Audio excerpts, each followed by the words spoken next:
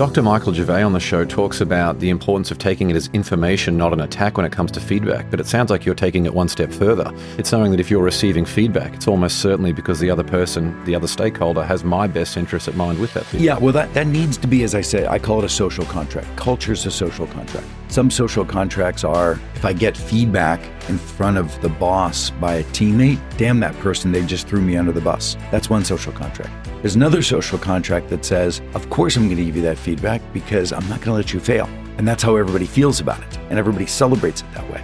One of the things I've realized is that candor and feedback typically has always come to us from authority figures. Our parents gave us feedback, they were giving us a directive. Our bosses, our coaches, our teachers, they were giving us directives when they were giving us feedback. They were telling us what to do differently. Now all of a sudden, Ferrazzi comes in and says, you all are peers giving each other feedback. It almost feels like I'm about to have 10 bosses and everybody has conflicting opinions. What the hell am I going to do with that? When a peer gives you feedback, you've got to realize that they, when they're giving it to you, and you, when you're receiving it, they're just giving you data. It's just data.